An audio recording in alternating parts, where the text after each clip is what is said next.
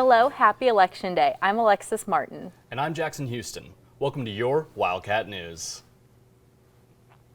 There are a lot of races and issues to vote on today in Kentucky. Among them are state constitutional amendments, Amendment 1 and Amendment 2. Grace Hager explains what these issues means for the Bluegrass state.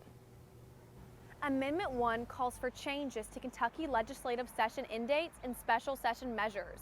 Amendment 2 says nothing in the Constitution can be construed to secure or protect a right to abortion or require the funding of abortion. If Amendment 1 is passed, the Kentucky General Assembly would have more power, as it would allow the House Speaker and Senate President to issue a joint proclamation to call a special session and potentially extend regular sessions. Right now, only the governor can call a special session. The new amendment would limit special sessions to 12 days per calendar year. Amendment 2 would erase any right to an abortion in the state. Following the U.S. Supreme Court's overturning of Roe v. Wade over the summer, abortions are only being performed in Kentucky for a very narrow range of medical emergencies. Amendment 2 would put wording into the state constitution to restrict the procedure. States that have already passed similar amendments include Tennessee, Alabama, West Virginia, and Louisiana. Kansas had a similar measure defeated at the polls earlier this year. It is already illegal to fund abortions with tax dollars in Kentucky. The push for Amendment 1 is in response to frustrations about COVID-era policies that were put into place by executive orders from the governor. UK professor Josh Douglas studies election law and has this to say about Amendment 1. The first one is basically whether the legislature can call themselves back into session.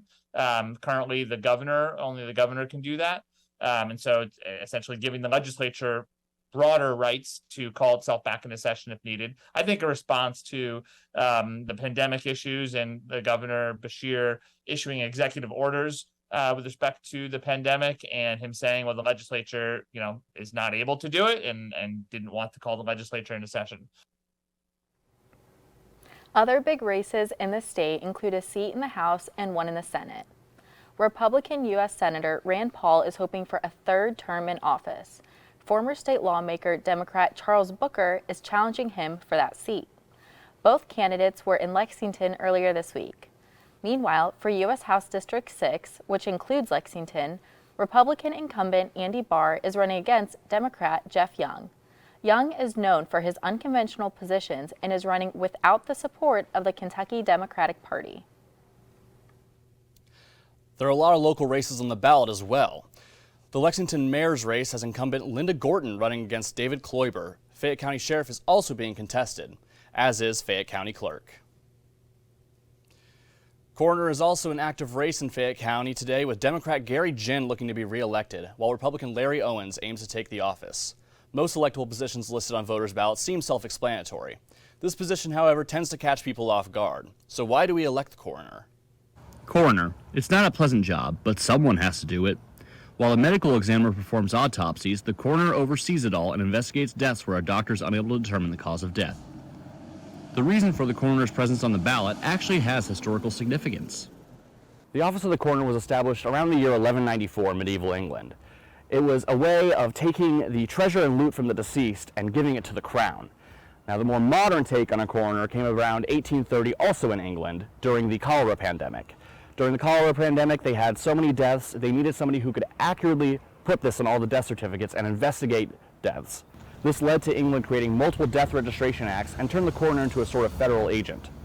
In a modern context, an elected coroner benefits the people because if the sheriff is found guilty of a crime, in most states, the coroner is tasked with arresting them. With voters heading to the polls to vote for coroners and other positions across the country today, it's easy to forget about the people that donate their time to ensure a free and fair election. Volunteer Staff Polling Center. Kentucky Secretary of State Michael Adams warned of a shortage of poll workers across the Bluegrass. Fayette County Clerk Don Blevins says while Fayette County was able to overcome this issue, other Kentucky counties were hard-pressed for bodies.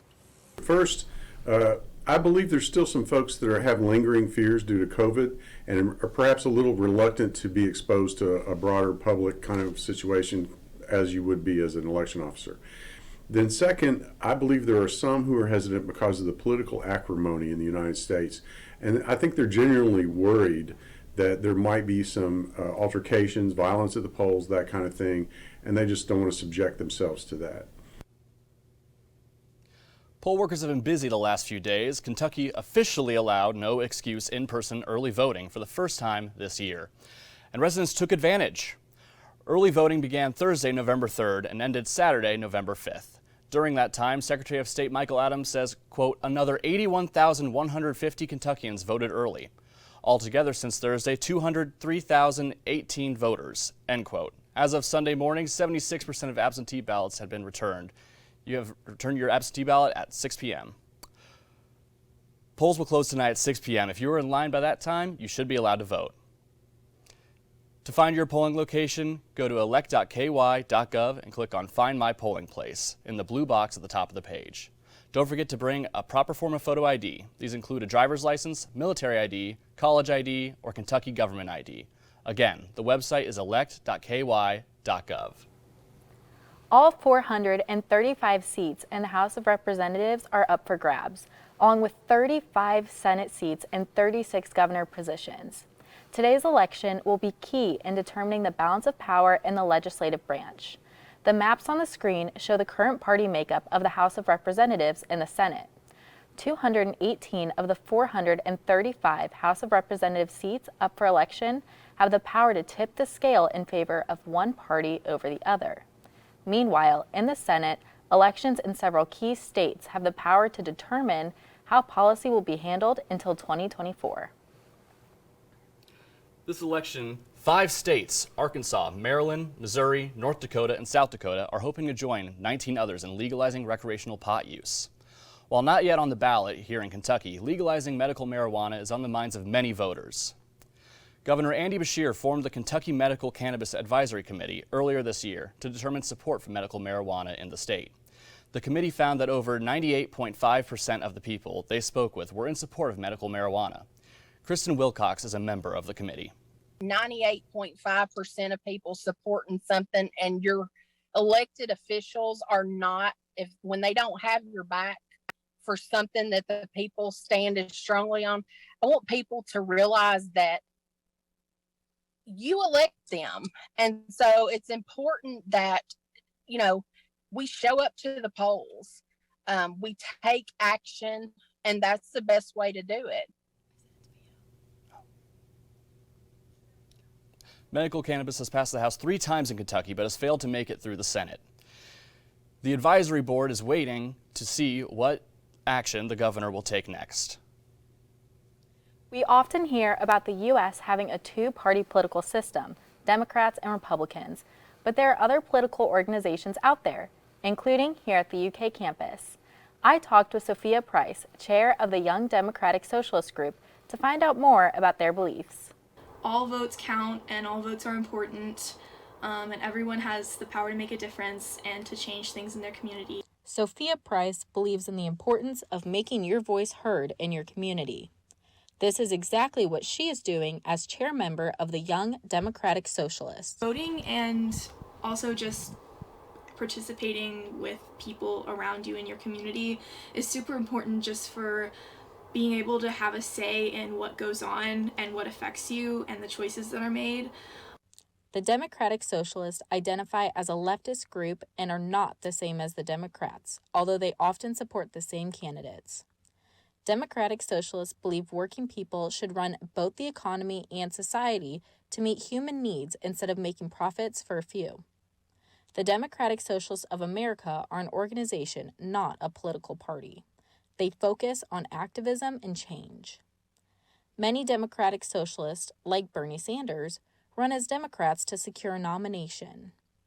On campus, the Democratic Socialists and the Democrats are supporting the same candidate in Amendment 2 stance for the midterms. Recently working with the college Dems and also with the union on campus. So we participated in the Day of Bodily Autonomy. Voting no on Amendment 2 is a major point in the UK Democratic Socialist platform. Amendment 2 is a little more pressing for our organization and the people that are involved in it. But we do believe that abortion rights are a human right and it's a healthcare problem. Now let's turn to other news happening around the area. On Sunday, an intoxicated UK student was arrested for assault and harassment against a residence hall worker. UK police arrested Sophia Rosing after she used racial slurs, offensive language, and violence against Kyla Spring in Boyd Residence Hall. Rosing was arraigned Monday afternoon. She pleaded not guilty to charges of intoxication in a public place, third-degree assault on a police officer, fourth-degree assault, and second-degree disorderly conduct. She was held on $10,000 bond and released to her parents Monday evening. According to her attorney, she will be withdrawing from the university. There was a peaceful march against racism in solidarity with Kyla Spring last night on campus. There are resources available on campus for students who would like additional support after incidents like these. For referral to services or to receive clinical support, go to the Get Help page at studentsuccess.uky.edu/gethelp. If you witness discrimination, harassment, or sexual misconduct, you can also file a report online from the same site. As always, if you have immediate safety concerns or emergencies, please call 911. Fayette County Public Schools were closed yesterday due to widespread illness. This makes Fayette County one of 25 school districts in the state to stop instruction temporarily due to rapidly rising absences linked to influenza, COVID-19, and RSV. Fayette County schools had already deemed today, Election Day, an academic holiday, so students are getting 2 days off this week instead of 1. Students are not required to submit any online work during this break. Since yesterday and today were not specified as non-traditional instruction days by the district. Fayette County Public Schools will take this opportunity to deep clean the facility so that it is ready for students when they return tomorrow. Coming up on Wildcat News, we'll have your weather forecast, including a bit of a dramatic change at the end of the week. Joseph Hadway will also bring us up to date on sports. We'll be right back.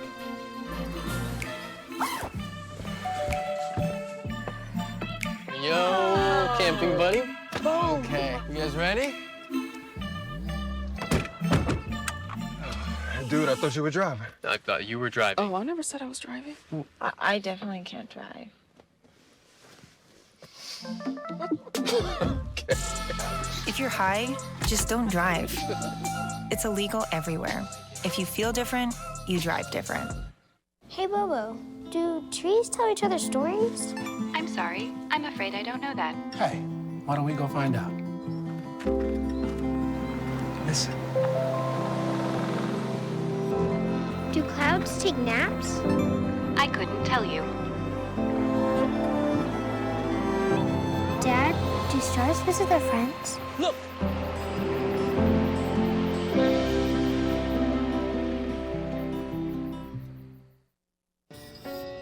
I'm a first-generation Filipino American. You don't always feel you're a part of the country you live in. It's this weird middle space sometimes that you have to live inside of.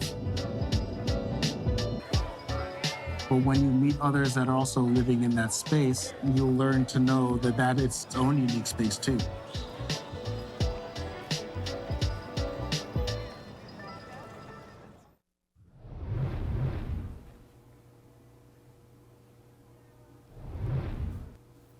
If you were up early, you might have seen the total lunar eclipse. Unfortunately, if you missed it, you won't have another shot until March 14th, 2025. The full eclipse began around 5:15 this morning and ended around 6:41. A lunar eclipse happens when the sun, the moon, and earth align, which is why it only occurs every 3 years. All right, so taking a look at tonight's weather, it's looking like it's going to be a little chilly at 44 degrees, but clear skies. Tomorrow, it's going to be a high of 73 and sunny with a low of 43. And taking a look at the rest of the week, we've got Tuesday at 67 degrees with a low of 44. Wednesday at 73 degrees with a low of 43. Thursday at 71 degrees, sunny with a low of 55. And then you're going to have to break out that umbrella possibly on Friday for 66 degrees with showers, but a low of 31. So might need to look out for freezing temperatures come the weekend. Saturday at 43 degrees Fahrenheit with a low of 23 degrees. Oh my goodness, that is so cold. What a change throughout the week. Well,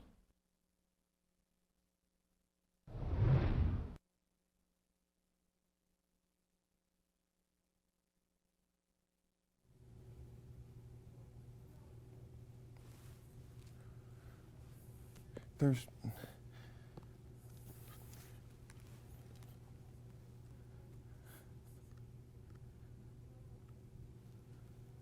The 2022 Breeders' Cup at Keeneland's horse racing track took place on Saturday. This is the 39th time the Breeders' Cup has taken place in Lexington with a sold-out crowd in attendance. The undefeated Flightline took home the crown for the 5th time, defeating 2022 Kentucky Derby winner Rich Strike. Keeneland's sales tour will begin on November 9th. The Kentucky football team defeated Missouri in a tough road matchup this weekend, 21-17. The Cats bounced back after a blowout loss to the number 3 ranked Tennessee Volunteers last week. Quarterback Will Levis threw for 3 touchdowns in the win, with running back Chris Rodriguez Jr. finishing with over 100 yards on the ground. The Cats will look to finish the season strong by defeating Vanderbilt in Kroger Field this Saturday. The college basketball season is back, and Kentucky took on Howard University last night in Rupp Arena. The Cats took the win with a score of 95-63, and Coach Calipari has been impressed with the team for the first preseason games, but he reiterated that there's still a lot of room to grow with this group. The Cats matchup will be against Duquesne on Friday at 7 p.m. Eastern. To purchase tickets or for more information, visit ukathletics.com/ticketing. That's your Wildcat News. After the break, Powerball drama. We'll have the latest coming up. Hey world, I have a quick message. It's about safe driving. All right, let's go. Anytime you're driving, have the seatbelt buckled tight, both hands on the wheel and your phone out of sight. When not in your hand trying to text somebody back, because if you do, your car might get smacked. The moral of the story, just put your phone down. The people on the road will stay safe and sound. Put your phone down, put your phone down. People on the road will stay safe and sound. Yeah.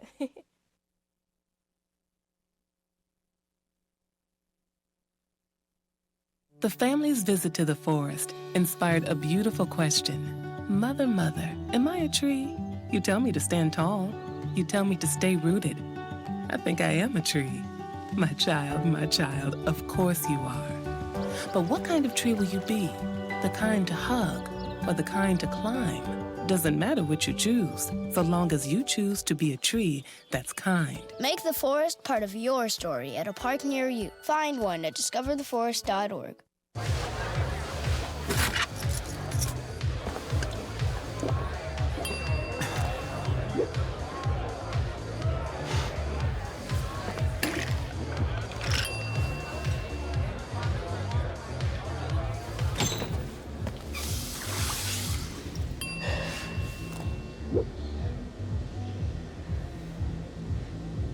If you need to do something to feel okay to drive, you're not okay to drive. Don't drive buzzed. 2-shot or 1-shot? Everyone thought the drama would be the huge amount of money in the current Powerball jackpot. Instead, technical issues, security protocols, and a state needing more time to process ticket sales delayed the drawing for the record-setting Powerball by 10 hours.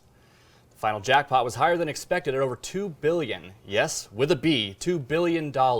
Shortly after 9 a.m. this morning, the winning Powerball numbers were announced. Although a statement this morning claimed no one won the lottery, one person in California won it all. That's a lot of money. What would you do with $2 billion? Oh my gosh. Well, I would definitely go on a nice vacation, pay off my car. I don't know. What about you? I think first things first, I would pay off my student loans. Oh, okay. That's smart. That's smart. Okay. I see that one. Yeah. I mean, I can't even imagine that kind of money. All right. Oh. Well, a reminder to get out and vote if you haven't already. Polls are open until 6 p.m. Tomorrow, we'll have a breakdown of election results and other news in the community. That is all for your Wildcat News for today. Thanks for joining us. Have a great night.